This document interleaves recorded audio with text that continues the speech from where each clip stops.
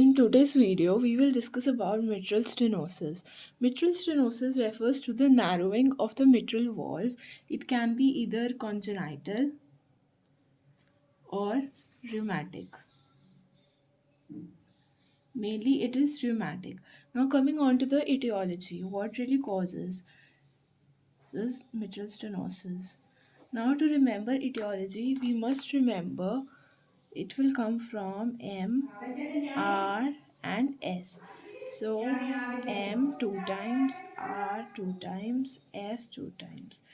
Now in this, the first M stands for mucopolysaccharidosis.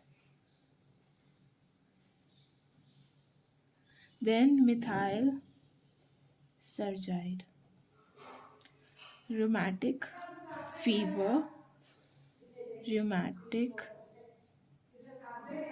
arthritis, SLE, and we have severe mitral annulus calcification. Now, coming on to the pathology of mitral stenosis. In pathology, we have mainly three things happening. Three things. The first one is thickened cusps, due to which there will be fusion of commissures and chordae tendineae. Secondly, we'll get to see is endomyocardial or valvular fibrosis. Due to this, there will be reduced mitral valve area. Thirdly, there can occur valvular calcification. Now, if asked about the pathophysiology of mitral stenosis, can be explained by this diagram. So, as we know, right, first of all, what we see is the ventricle dilates and slurps blood into ventricle. Now what happens is atrium contracts and gives a final kick to end diastolic volume. Now what we see is this is our mitral valve. Now over here we have mitral valve stenosis. That is, it is not able to open properly. The mitral valve can't open properly. Due to this, the left atrium it will have to contract more or harder. So there is strain.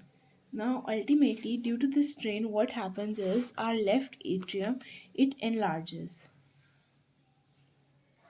Since now it has enlarged due to the pressure overload. What we'll see is there will be an upward pulmonary venous congestion. Due to this, there will be an atrial enlargement. What happens when there is an increased atrium size? There is a high risk of atrial fibrillation. Now what happens is we see that there is an increase in the pulmonary artery pressure. Now this will lead to three outcomes. The first one is there will be a decrease in cardiac output. Second one can be stable with mild symptoms of angina, or there can be severe pulmonary hypertension. In case of severe pulmonary hypertension, there will be an increase in the peripheral vascular resistance. due to which there will be a right ventricular overload, and thus it can lead to tricuspid regurgitation. So we see there is enlargement of left atrium and right ventricle. Now coming on to what really precipitates mitral stenosis. What factors contribute to precipitating factors? First is stress, fever, anemia, thyrotoxicosis, tachycardia, atrial fibrillation, and we can see that it also occurs due to exertion, severe exertion. Then it can also occur due to sexual activity, pregnancy.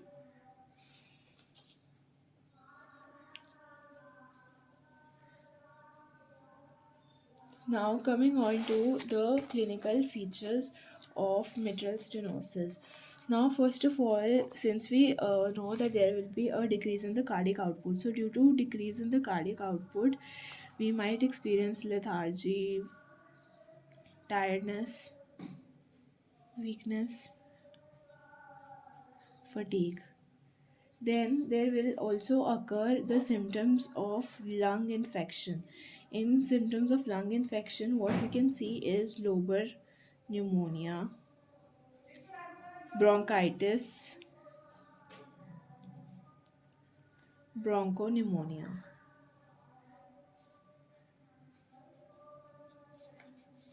Now, if there will be the symptoms of pulmonary congestion as well. So the symptoms of pulmonary congestion. Basically, these symptoms will occur due to left heart failure. So in this, what we get to see is we get to see dyspnea, orthopnea, paroxysmal nocturnal dyspnea, and hematosis. Hematosis is the hemocytosis of the lung. Now, in this, there can also occur the symptoms due to right heart failure. In right heart failure, what we'll see is there will be a puffiness of face, edema in legs, pain in right hypochondrium where we have liver. So, it is due to hepatomegaly. Now, there can also occur some symptoms due to embolization. Now, due to embolization, if it is on the right side, so as in right side, we see that there can be hematosis, and there can also be pain chest. Now, in case of left sided, there can be hemiplegia, pain in right hypochondrium,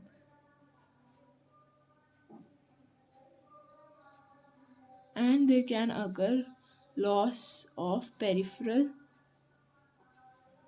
pulses. Now we have discussed the symptoms, now we'll come to the physical signs. In physical signs, what we can see is a very characteristic feature is malar flush. Now in this, there is bilateral cyanotic dusky pink hue on cheeks. There will be low volume pulse, then there will be low pulse pressure, then we can also see there will be an increase in the jugular venous pressure, then there will be cold extremities and pitting ankle edema. Coming on to the systemic examination. In systemic examination, we will examine at least three organs, that is first heart, then lungs, and then in abdomen mainly the liver. Okay, so in examination of heart, we basically cover four things. The first one is inspection, second is palpation, third is percussion, and fourth is auscultation. Now, what happens in inspection? Inspection may we will see that the apex beat, it is normal. Then the pulsation of pulmonary artery will be felt in the second intercostal space. Plus, we'll also see that the epigastric pulsation is also present due to right ventricular hypertrophy. In palpation, what we'll see is that the apex is palpable and tapping in character. Then there will be a characteristic apical diastolic thrill which may be palpable. Then we'll see that parasternal heave will be present.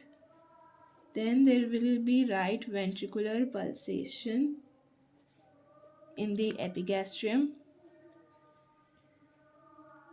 Then we can also see that the second heart sound may also become palpable in the second intercostal space, basically the left one. Okay. Now coming on to the percussion. In percussion, what we see is that the left border of heart, it corresponds to the apex beat, and the second and third intercostal space, the percussion is dull due to hypertension. Now coming on to the auscultation. In auscultation, we will basically strive to check for four areas. Okay, the first one is the mitral area, the second is the pulmonary area, then we have the tricuspid area and aortic area. Now, mitral area is basically apex, denotes apex. Pulmonary area, left second intercostal space. The tricuspid area is lower left parasternal border. And the aortic area is the right second intercostal space. Now, as starting from the mitral area, what we will see is that the heartbeats are irregular. There will be an opening snap. There will be mid diastolic murmur. S1 will be loud and banging. Now coming on to the pulmonary area, there will be a loud second heart sound. Then we'll have Graham steel murmur. Plus there will be splitting of S2. In case of tricuspid area, we will see Carvalho's sign, also pan-systolic murmur. In case of aortic area, we will see that the S2 is normal. Now we have examined the heart. Now the second organ that we will examine for mitral stenosis is lung. In lung, what we will see is we will see crepitations. That is, at the end, inspiratory crackles. Now, even in the abdomen, what we'll see is liver. So in liver, we'll see that there is hepatomegaly. It is basically soft and tender and enlarged, and there can also be ascites. Now coming on to the investigations of mitral stenosis. First of all, we employ ECG. So in ECG, what we'll see is left atrium hypertrophy, right ventricular hypertrophy, and atrial fibrillation. Then coming on to the chest X-ray. In chest X-ray, we will see that there will be a first of all mitralized heart. Then the left atrium, it will be prominent on the left border of heart with double atrial shadow. Prominent on left border of heart with double atrial shadow. Then there will also be signs of pulmonary congestion, which will be seen through upper lobe veins will be prominent. Okay. Then the pulmonary conus will also be present. It will be very prominent. I mean, then we might also observe Curly B lines. These are the lines which are horizontal and are present on the lower and mid lung fields. Then, after this, we will investigate through an echocardiogram. In an echocardiogram, what we can see is that there will be thickened, immobile mitral cusps. Now, two things will be reduced. First is the reduced rate of diastolic filling. Second thing reduced will be the reduced area of mitral orifice, that is reduced wall orifice area, and left atrium thrombus can be present. This also comes as in complication. Okay, now after this, we can also do one more thing, that is cardiac catheterization. Catheterization. In this, what we'll see is there will be a pressure gradient between left atrium and left ventricle. Now, coming on to the management. In management, what we have is basically two types of management. In management, the basically we have a medical treatment and a surgical treatment. Since it is an anatomical imbalance, or sorry, anatomical defect, so basically we use surgical treatment